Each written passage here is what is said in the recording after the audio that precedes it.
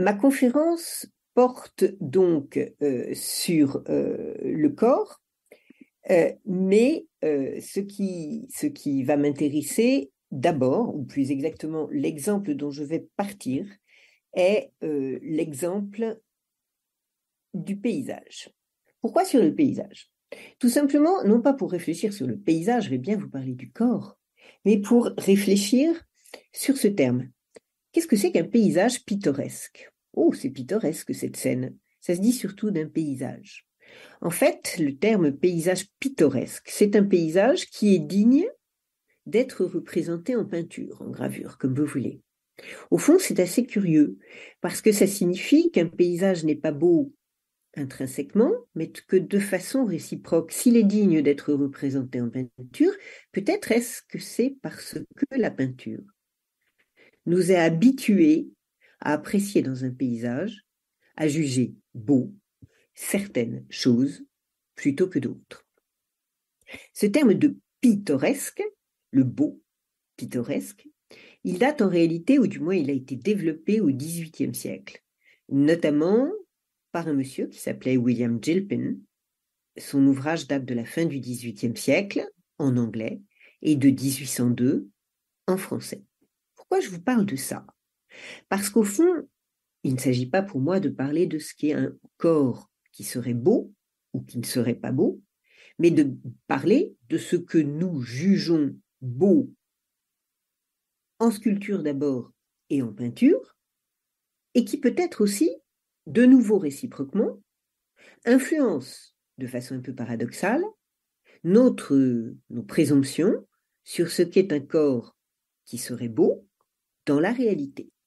Au fond, je tente d'appliquer à la sculpture et à la peinture l'idée du beau du corps.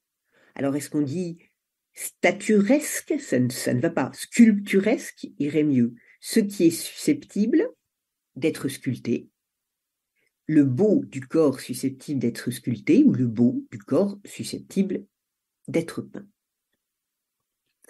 Le beau du corps qui est susceptible d'être sculpté, c'est, bien sûr, d'abord et pour longtemps comme référence, d'abord dans l'histoire, l'art a commencé, on ne soutiendrait certainement plus cette thèse aujourd'hui avec les découvertes de la préhistoire, mais on a longtemps estimé, dans les manuels, fait commencer l'histoire de l'art occidental à la Grèce du 5e siècle.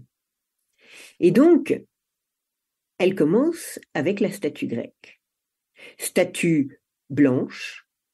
Une statue, c'est pas une sculpture. Plus exactement, si, une statue est une sculpture, mais toute sculpture n'est pas une statue. Une statue, c'est une forme humaine fixée dans la sculpture. Donc, la beauté des corps, c'est d'abord la statuaire grecque du 5e siècle notamment, avec des dieux et des déesses. Ou ici, c'est le Doryphore, un porteur de lance, donc un guerrier athlète. Et ici, c'est la Vénus d'Arles, une Vénus.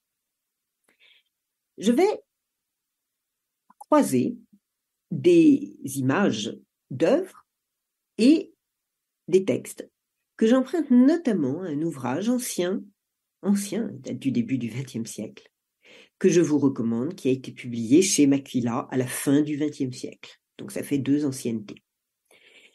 C'est une anthologie. À chaque fois, les textes sont très courts et remarquablement utiles, de textes grecs et latins, relatifs à l'histoire de la peinture ancienne, mais qui ont en réalité formé les poncifs de l'esthétique moderne. Je choisis ce texte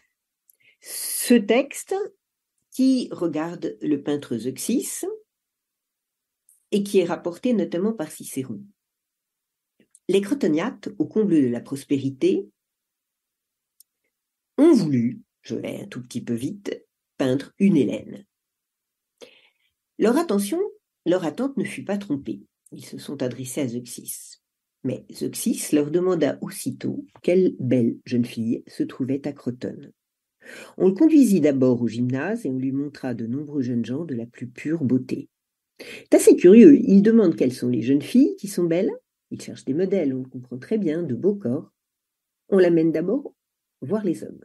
J'en conclurai une chose, c'est qu'au fond, par ellipse, le corps le plus remarquable, c'est le corps de l'homme.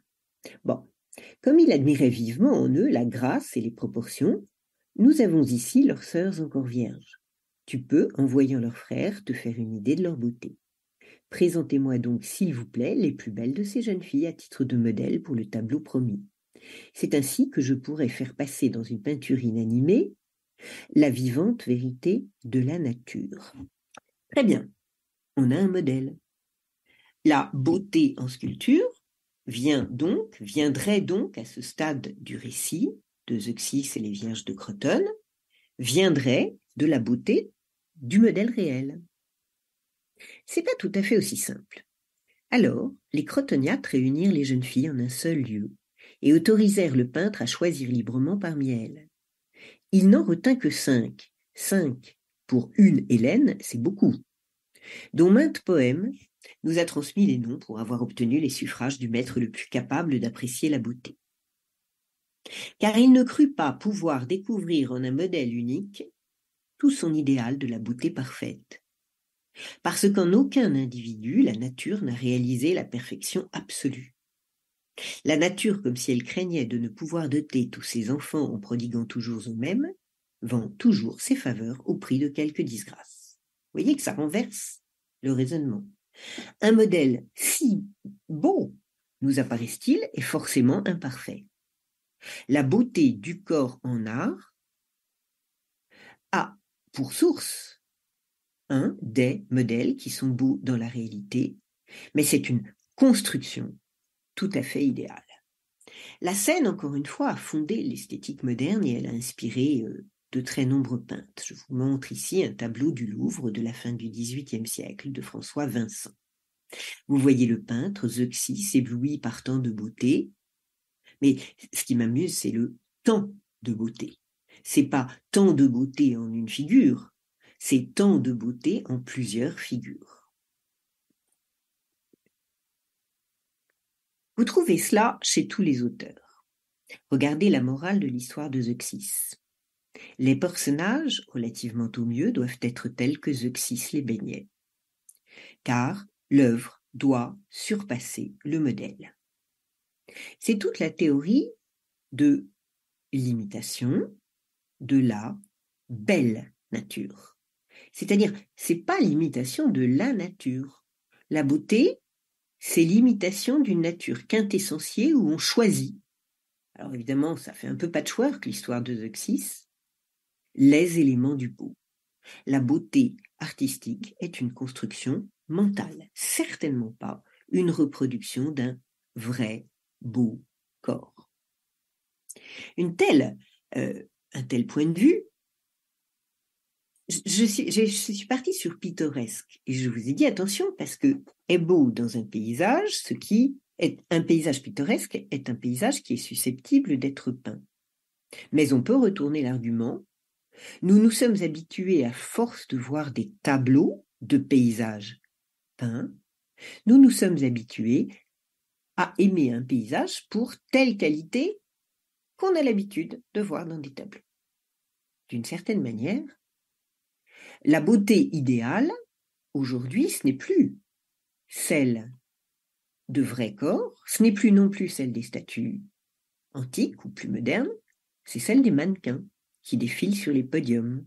Pourquoi je dis que ce ne sont pas de vrais corps? Vous voyez, elles sont toujours à plusieurs en quelque sorte, mais ce ne sont pas des vrais corps parce que ce sont des images.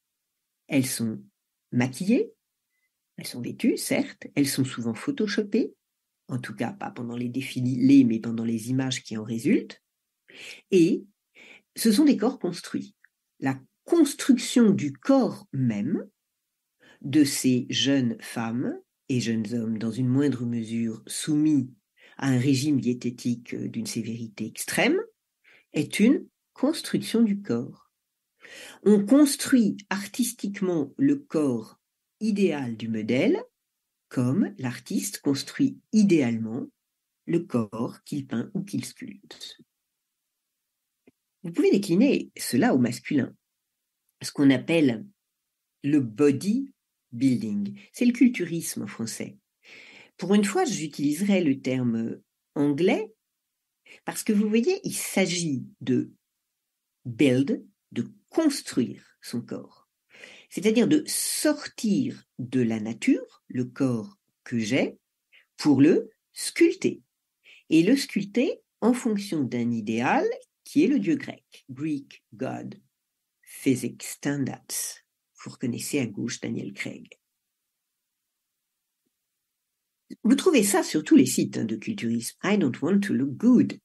I want to look like a Greek God, comme un dieu grec.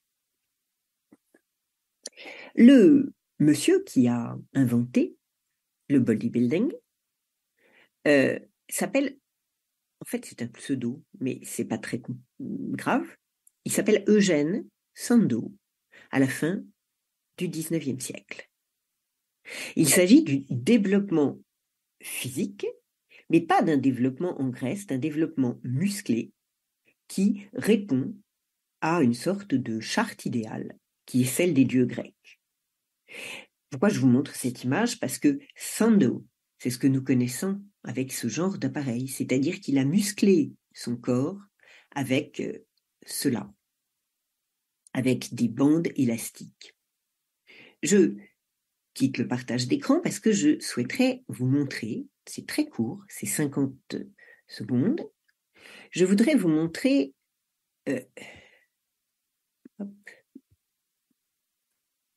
50 secondes de l'entraînement de ce monsieur.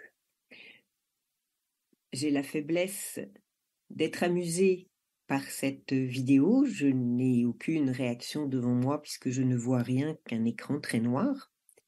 J'espère qu'elle vous a un peu amusé aussi. On va revenir sur ces photos. Ce sont des photos de Sandow.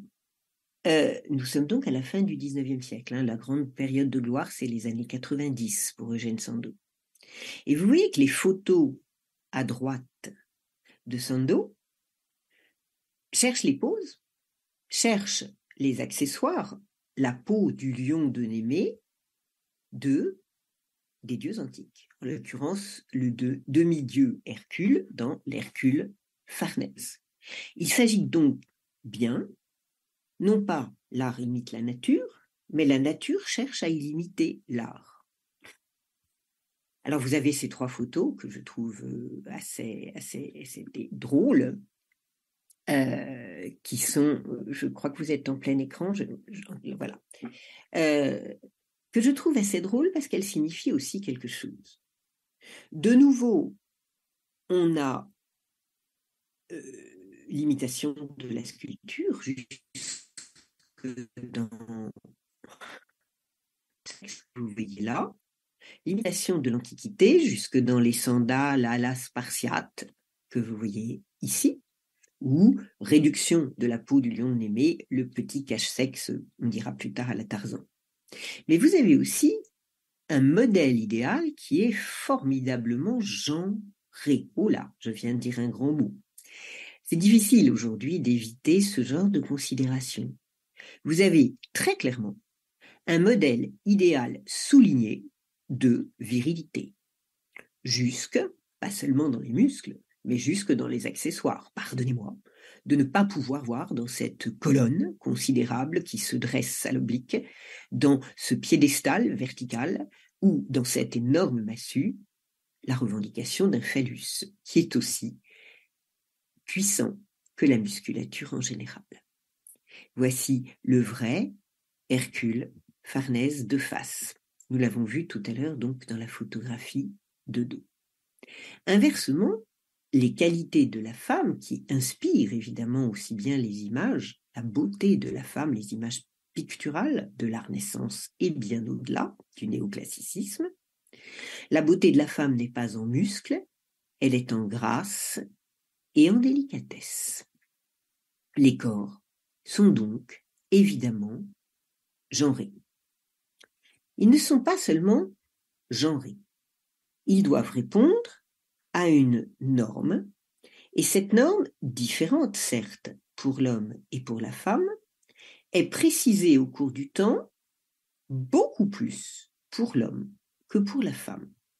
Ça, c'est une constante qu'on trouve dans les livres d'esthétique.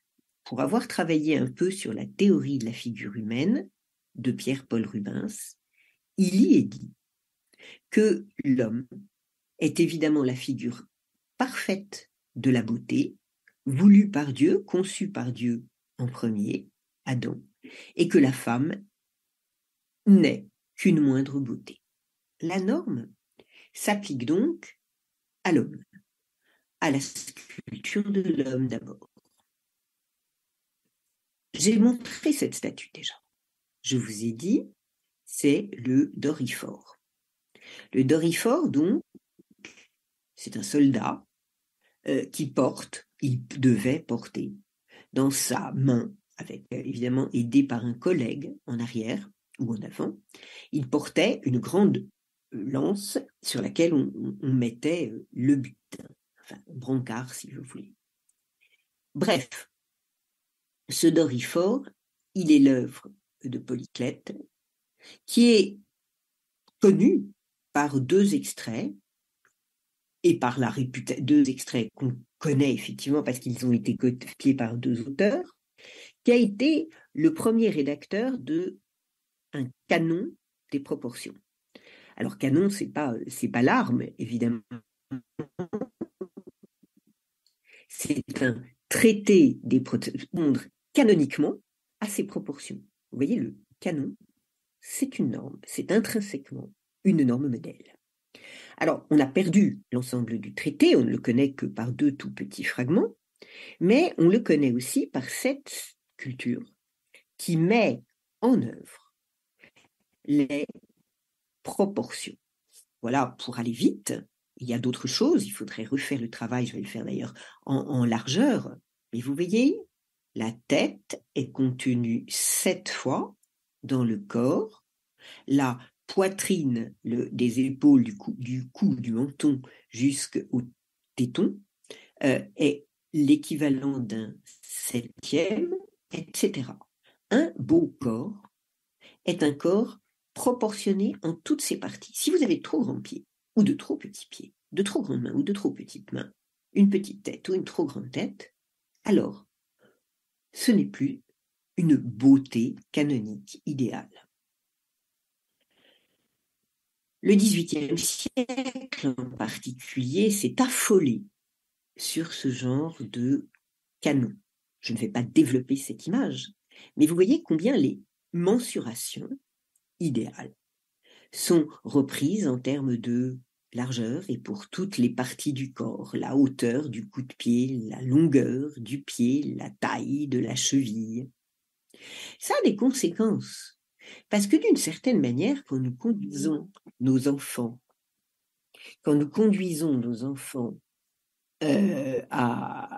chez le médecin, le médecin remplit des courbes de croissance. Ces courbes de croissance sont réalisées en fonction de normes hygiéniques. Il faut que l'enfant atteigne un certain poids et une certaine taille, mais au fond, elles sont aussi une normalisation des corps. En deux corps, hors de ces corps proportionnés, en quelque sorte, il n'y a point de salut. Alors, le canon de Polyclète, le Doryphore, n'a pas survécu sans être contesté comme type de proportion tout le temps. Ça ne veut pas dire que l'idée d'un corps normé avec des proportions fixes, un rapport entre la tête, le bras, les mains, la largeur de la taille, etc., n'existe pas. Il existe toujours. Mais il peut y avoir des corps plus costauds et des corps plus allongés. Vous comprenez très bien qu'entre le Doryphore que nous voyons ici et l'Hercule, Farnèse, la largeur de l'homme, sa musculation, sont beaucoup plus considérables. De fait, c'est ce modèle tardif, hellénistique, qui inspire le canon viril des bodybuilders. du culturisme. Je vous remontre Eugène Sandow. Et si j'ai choisi ce cliché, c'est que, tout à l'heure j'avais montré de dos l'influence de l'Hercule Farnèse. Ici, l'influence vient du torse du belvédère. Le belvédère, c'est une cour du palais du Vatican où, depuis le XVIe siècle, cette sculpture est conservée. Et vous voyez dans la musculature mise en évidence, il n'y a plus de bras, mais surtout dans la position des jambes et du torse, le torse se déplaçant un peu par rapport, et la tête achevant de se déplacer par rapport aux jambes, c'est vraiment le modèle qu'il faut reproduire. On peut donner d'autres exemples, art hellénistique, un haut relief du Pergamon de Berlin. Voici la virilité musclée. Au XVIe siècle, en fait, vers 1490, Léonard de Vinci s'inspire d'un texte de l'architecte et théoricien romain Vitruve et dessine cet homme de Vitruve, le dessin se trouve à l'Académie de Venise, qui illustre un texte qu'il ne connaît que sous une version manuscrite. Nous n'avons pas les dessins accompagnant les manuscrits de Vitruve. Il s'y ajoute des choses. D'abord, vous voyez que c'est l'homme de Vitruve, pas la femme. La beauté idéale est celle d'un homme. C'est celle d'un homme, j'ai envie de dire, jeune encore. Le christianisme est passé par là. Ce n'est pas un éphèbe. C'est un homme à qui, peut-être, on pourrait donner les 33 ans de la mort du Christ, le moment où s'arrête son incarnation de l'homme. Mais aussi, ce corps est inspiré par des formes géométriques qui sont des formes idéales, néo-platoniciennes. C'est-à-dire que le nombril de l'homme forme le rayon du cercle que vous voyez à l'extérieur. Et son sexe s'inscrit comme le centre du carré que vous voyez ici, le carré étant formé par les bras en croix, c'est pourquoi j'ai évoqué le Christ, alors que le cercle est formé par cette figure du V, une croix de Saint-André si vous voulez. Cette figure idéale, masculine, idéale, normée, inexistante. Ce serait assez intéressant d'essayer de se mettre devant un miroir et de voir si nous répondons aux normes du carré et du cercle. Ce corps idéal doit inspirer en réalité la totalité de l'art. Le beau corps fantasmatique de l'homme inspire chez Francesco di Giorgio Martini, qui est un architecte de la fin du XVe à Sienne, l'urbanisme d'une cité. La tête, le chef, c'est évidemment le gouvernant. La place, le florum, c'est l'estomac, etc. Il inspire aussi ce beau corps, les proportions d'une façade d'église, d'une façade de basilique. Donc vous voyez que la beauté du corps, construite idéalement à partir de la sculpture, influence la beauté architecturale en général. Alors, quand on veut faire l'ange, on fait le démon. Et cette perfection d'un seul sexe, l'homme, peut finir par être très ennuyeuse.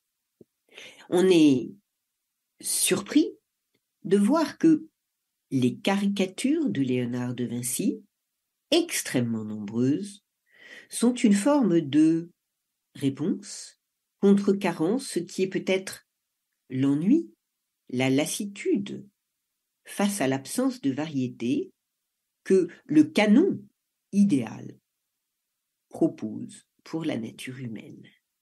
Autre caricature de Léonard de Vinci. Cette fatigue amène, j'ai beaucoup parlé des corps genrés en insistant sur le contraste entre la beauté masculine, virile, et la beauté féminine.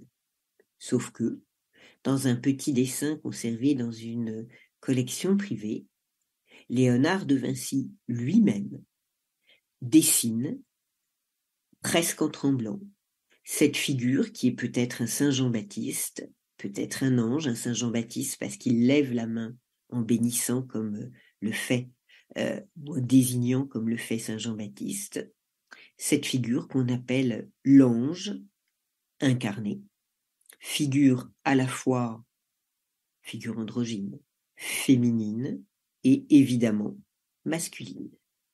Transgresser la beauté, transgresser le genre.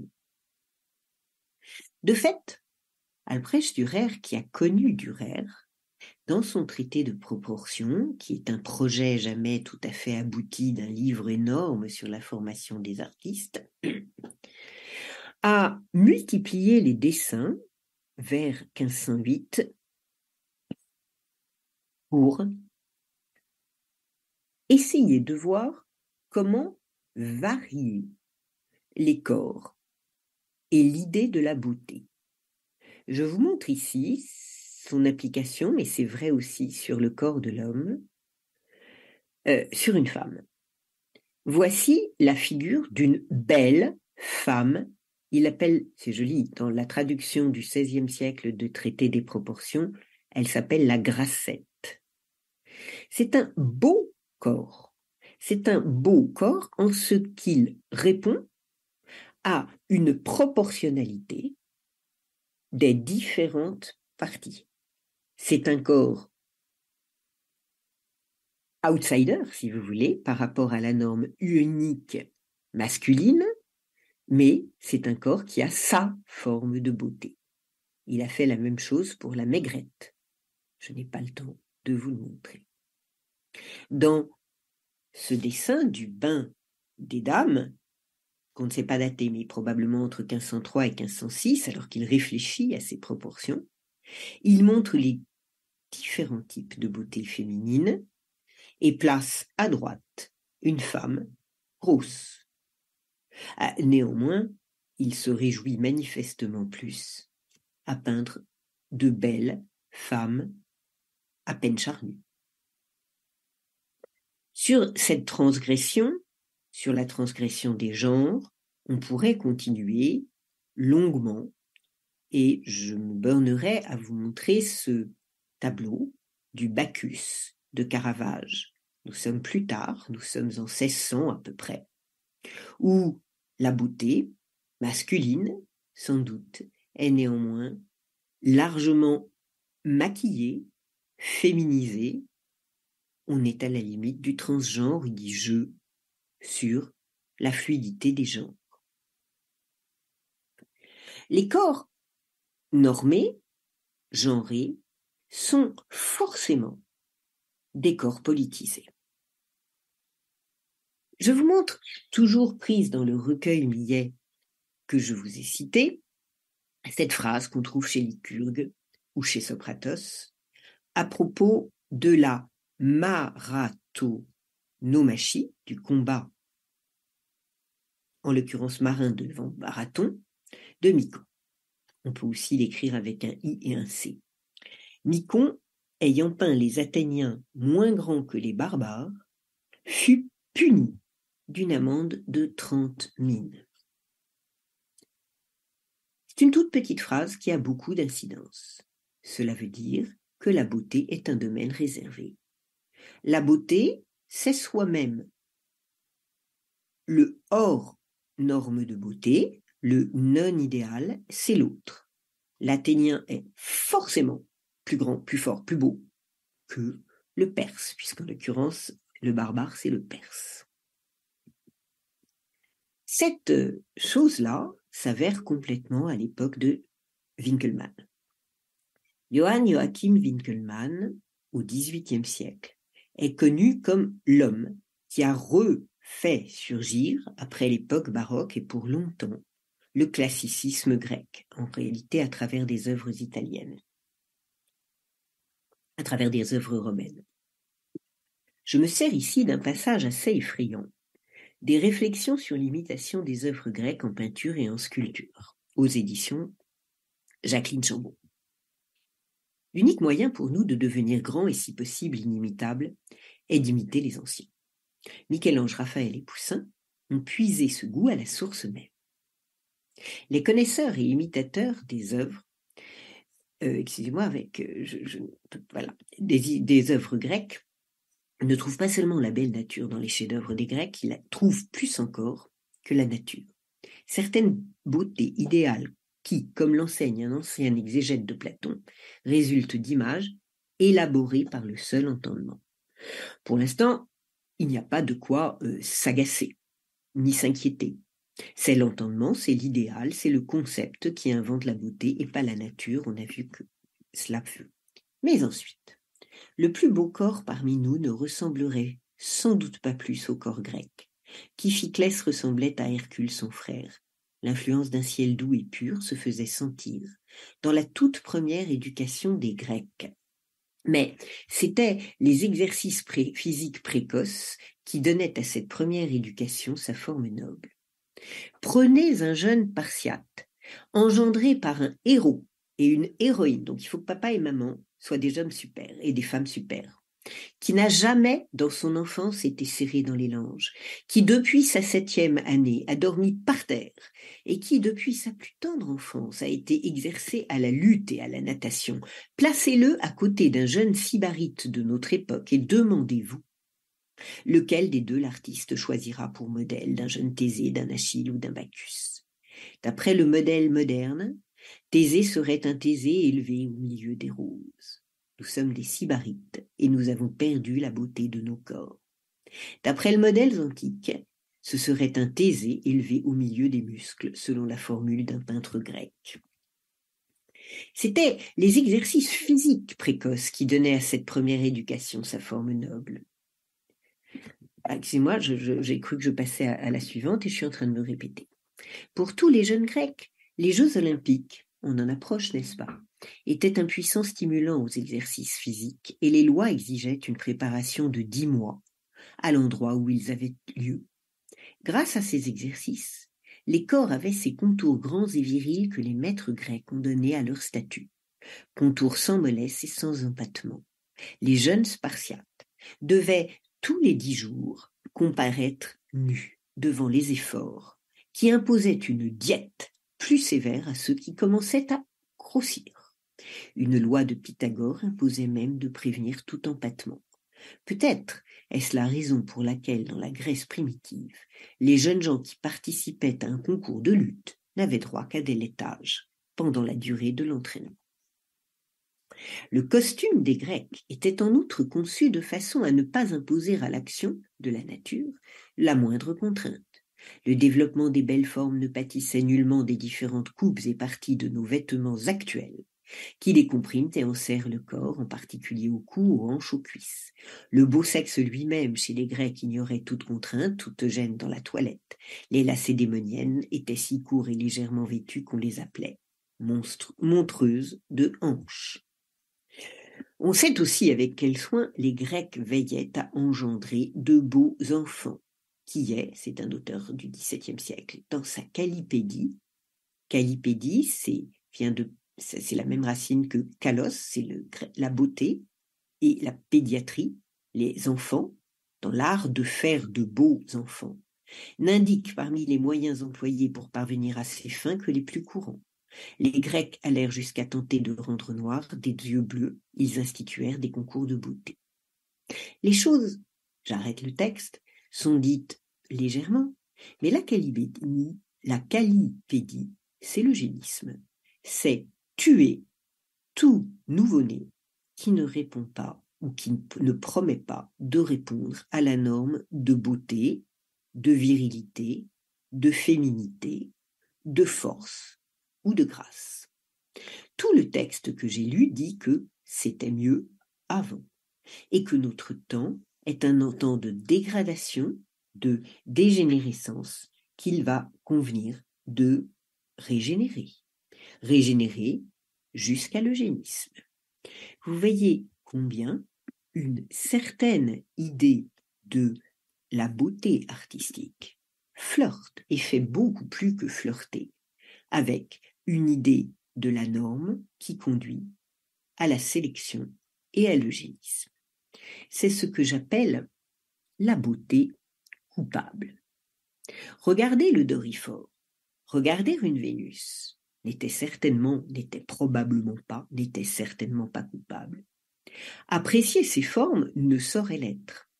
Mais nous ne saurions pas non plus ne pas être gênés par tout ce qu'a alimenté ce fantasme de la forme belle de l'homme et de la femme qui, dans le marbre blanc, fixe l'âge idéal, la jeunesse, et le type idéal, l'européen, le blanc, le caucasien, l'arien, comme on voudra ou ne voudra pas le nommer.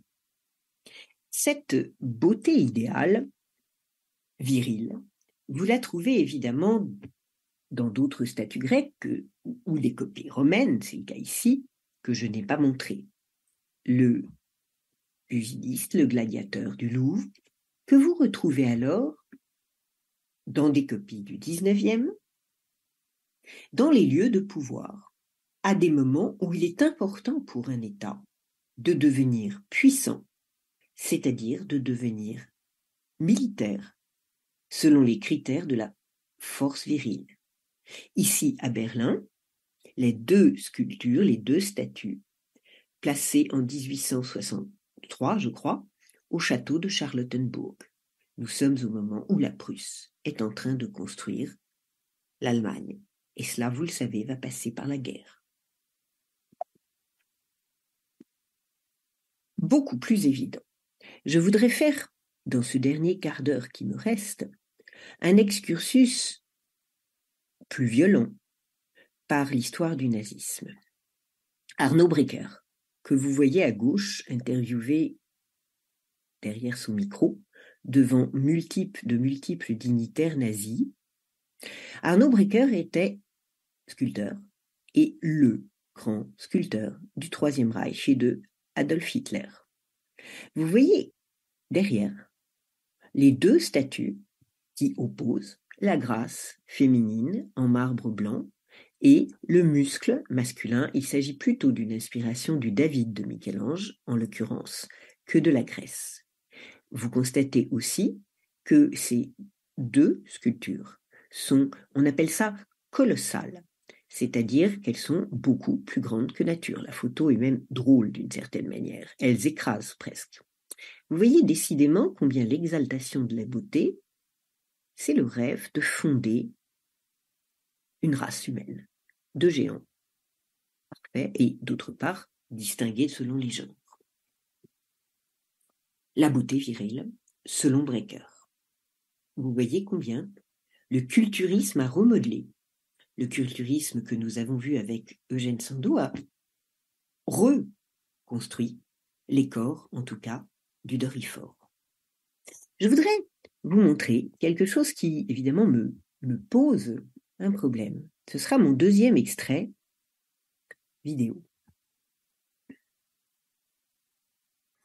L'extrait que je vous ai montré vient, vous l'avez vu sans doute, de La Montagne Sacrée, qui est un film de 1926, dont l'actrice principale est un nom qui sans doute vous dit beaucoup de choses, qui est Leni Riefenstahl, qui était danseuse à l'origine, actrice et ensuite réalisatrice de cinéma. Alors, cet extrait, c'est un film de 1926. Il a pourtant gardé, je crois, une force très particulière et une beauté absolument incontestable. Ce corps est splendide, il se meut plus que gracieusement et il évolue dans un décor qui est celui de la roche et de la mer, donc des éléments. Et il manifeste en même temps, avec cette musique très puissante que je n'ai pas le temps d'analyser, à la fois l'osmose de la beauté et des éléments naturels. Le corps naturel doit être beau, mais aussi la puissance humaine sur les éléments, puisque c'est cette femme qui fait se lever la mer, c'est elle qui la fait se baisser, elle la célèbre, mais voilà. Et d'autre part, l'histoire du film, La montagne sacrée, est l'histoire et c'est une histoire d'amour, une histoire de rivalité entre deux hommes, deux montagnards et cette femme, qui aboutit au meurtre, qui aboutit au drame et à la mort de ces deux hommes. Et ce que vous avez vu, l'arrivée de l'écume sur cette femme, c'est aussi évidemment une métonymie de l'acte sexuel. Ne pas oublier que Vénus est née de la mer, de l'écume de la mer, qui est le sperme d'Uranos. Donc, c'est à la fois très beau et un peu dangereux sur le lyrisme de la grandeur de l'humain, de la nature, des éléments, etc. Or, Leni Riefenstahl, que vous avez donc vu dans La montagne sacrée de 1926 du réalisateur Arnold Frank, voilà ce qu'en disait Adolf Hitler. La plus belle chose que j'ai vue de ma vie au cinéma est la danse de la Riefenstahl devant la mer dans La montagne sacrée. Alors évidemment, aujourd'hui, quand on voit cela, sans avoir lu cela, si on a la chance de ne pas connaître le nom de Riefenstahl, si on est un peu perspicace, on est quand même un tout petit peu gêné par la combinaison des éléments, de la puissance, de la beauté, ça fait beaucoup. Mais quand on a lu ce qu'Hitler en pensait, on se dit que la beauté, l'obsession artistique de la beauté, la louange de la beauté, n'est pas innocente. Leni Riefenstahl est la réalisatrice, vous le savez, du Triomphe de la volonté, 1933. La voici, elle est là, vous voyez, alors que Hitler est là, qui célèbre les grandes manifestations de Nuremberg. Et elle est, 3 ans plus tard, la réalisatrice de Olympia, la fête du peuple, qui est traduit dans la version française par les dieux du stade. Je vous demande juste de voir l'athlète et la masse derrière dans le stade de Berlin, qui donne lieu en 1937 à un livre des plus belles photos du film. Et là, bien sûr, vous voyez le disco-ball. En réalité, le film célèbre les corps des athlètes. C'est une longue, il commande par un prélude qui est la flamme allumée à Olympie et sa traversée de l'Europe. Et c'est une célébration des très beaux corps masculins, ou pas seulement masculins, qui sont revus, qui répliquent en réalité les statues antiques. Vous voyez, ce cliché est marqué Antike lebendige, un antique vivant, et il est signé Leni Riefenstahl. Attention, il ne faut pas caricaturer, il y a des corps de femmes, les gymnastes, il y a des corps de noirs, elle s'est défendue après-guerre dans un procès en disant « mais j'ai filmé des noirs », compliqué. Jessie Owen, vainqueur de plusieurs courses aux grandes dames de Hitler, et c'est un nageur des corps asiatiques. Pour autant, ceci la dédouane-t-elle? J'ai envie de vous lire ceci. Les images qui vient d'un livre publié par l'équipe, Les Jeux Olympiques d'Athènes à Athènes. Les images du film, avec leur perfection plastique, ne sont pas seulement un support de propagande à effet immédiat, elles sont quelque chose de plus pernicieux. J'ai parlé de la beauté coupable, on pourrait parler de la beauté pernicieuse. Elles montrent, avec un pouvoir de séduction intemporel, l'être humain comme une forme pure, définie par ses seules attitudes et attributs identitaires, genre, par exemple, race, et non par sa capacité à exister comme individu. Le sport y est considéré comme une danse virtuose autour de laquelle se construit un rituel d'adoration collectif. Si je vous avais demandé de regarder la construction de l'affiche des Jeux Olympiques de Berlin, c'est que vous avez en effet une danse athlétique et un rituel d'adoration collective autour de cette danse athlétique. Vous comprenez, ce qui importe, c'est vraiment cela. L'être humain a le droit d'être beau? A-t-on le droit de le considérer pour sa seule beauté et non pas pour sa capacité à exister comme un individu? Après-guerre, relativement bien après-guerre, Leni Riefenstahl, qui est morte à 101 ans, est allée en Afrique. Elle y a résidé longtemps. Elle a essayé d'en faire des films, mais c'était un peu compliqué pour elle de sortir ses films. Et en revanche, elle a fait des livres de photos. Africa, Leni Riefenstahl, je n'ai pas le format, je n'ai pas ces livres-là, je ne le souhaite pas d'ailleurs, mais ce sont de grands livres où les Nuba de Ko. Alors, en fait, elle a travaillé toujours dans la même région qui est le Soudan. Nuba, Maasai. Très bien. Les photos qu'elle fait sont incontestablement sublimes. Le fait qu'elle soit en Afrique et qu'elle photographie des corps noirs la dédouane-t-elle? Dans la préface à Africa, le monsieur qui a signé le texte écrit ceci. Si Leni Riefenstahl n'avait fait dans sa carrière que visiter l'Afrique et en rapporter ses photos, sa place dans l'histoire de l'art serait assurée. Sa place dans l'histoire de l'art, elle est assurée. Elle pose un énorme problème, mais elle est assurée. Il ne s'agit pas de dire qu'elle n'a pas fait de belles choses, il s'agit de comprendre qu'elle a achevé de poser le problème de la beauté innocente en art. Pourrait-on dire que penser de ces photos? Oui, ce sont d'admirables photos. Danseuse Nuba dans une cérémonie,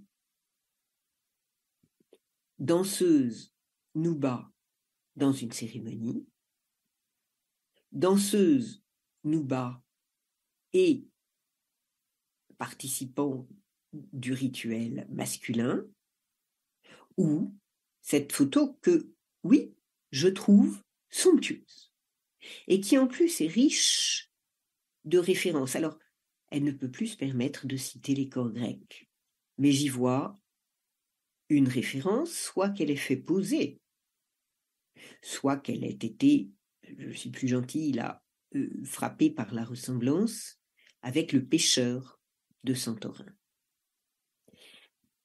Tout cela est très beau, tout cela est un peu trop beau.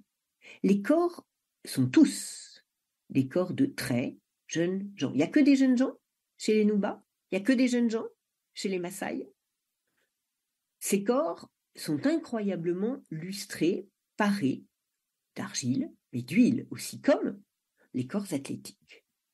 Est-ce que c'est, grosso modo, ce que je suis en train de vous dire, c'est que de la même manière que j'ai le sentiment, le soupçon qu'elle a fait poser dans la pose du pêcheur de Santorin cet homme, elle a construit, comme on construit un studio, les images.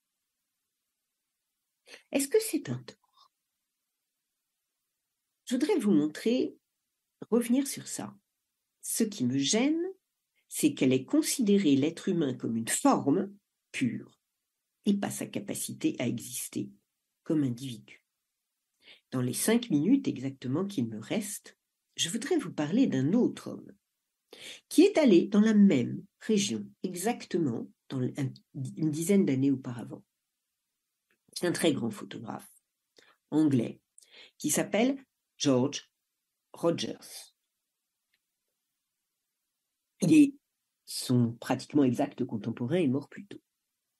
George Rogers a couvert pour Life la libération du camp de Bergen-Belsen.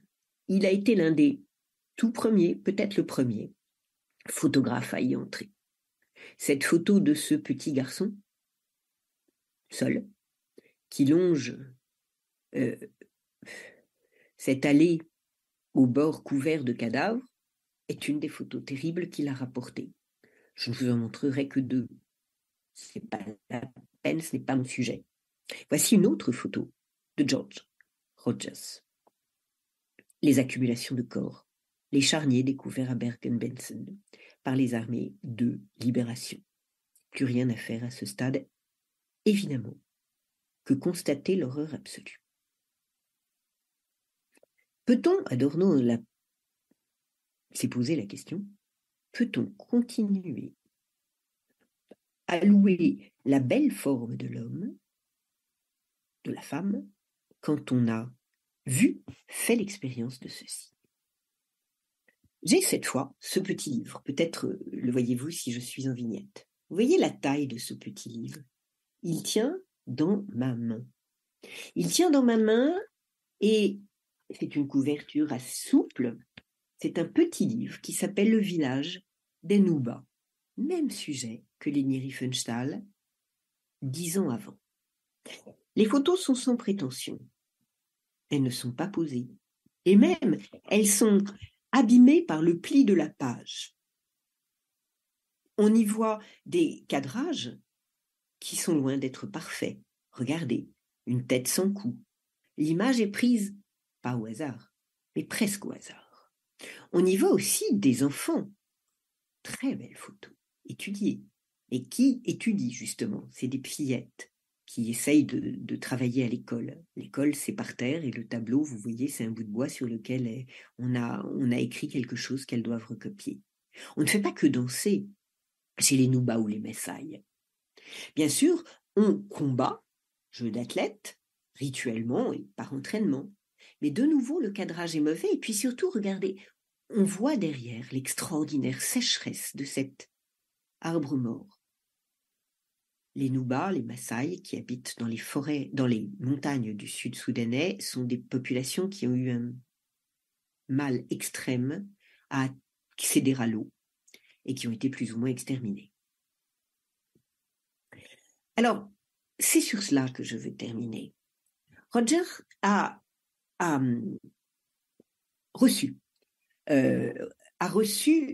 voulu, enfin du moins, pardonnez-moi, Leni Riefenstahl a voulu que George Rogers la reçoive juste avant de partir en Afrique. Elle a absolument soutenu dans ses textes que c'était les photos de Rogers qui l'avaient amené en Afrique. Rogers lui a fermé sa porte en lui disant que jamais il n'aurait à lui dire quoi que ce soit. Je finirai sur ces 2 photos parce que cette republication m'a choquée. Olympia, le livre de Leni Riefenstahl, a été republié par Taschen en 2000 ou 2002, j'ai oublié. Voici sur le site l'argumentaire du livre. Avec plus de 280 photos, les plus impressionnantes les unes que les autres, c'est incontestable, cet ouvrage nous présente les multiples facettes des Jeux Olympiques de Berlin.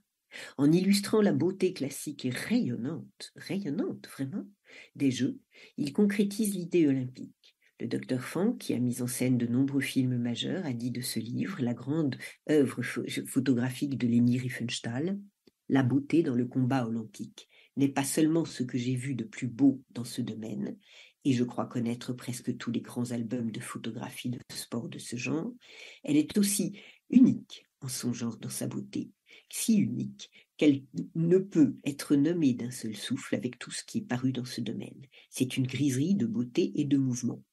Frank, l'auteur de La Montagne magique, a hésité à prendre sa carte du parti, l'a prise en 40, a fait des films de propagande et a été interdit après-guerre de tout film. Il est mort ouvrier forestier. Le nom de Leni Riefenstahl est indissociablement lié à la grande aventure du tournage du film officiel, pas du propagande, vous voyez, comme c'est étonnant, des 11e Jeux Olympiques de 1936, les dieux du stade. Ce document unique retrace les grands moments du jeu. Bien plus qu'un simple reportage sportif, l'œuvre éclaire dans le monde entier les rapports qu'entretiennent l'art et le sport. Eh bien franchement, une 4e de couverture comme ça, je la trouve honteuse, parce qu'elle dédouane ce qui est précisément devenu l'éloge de la forme au détriment total de l'humain, la beauté portée à une telle quintessence qu'elle en devient un anti-humanisme. Je vous remercie.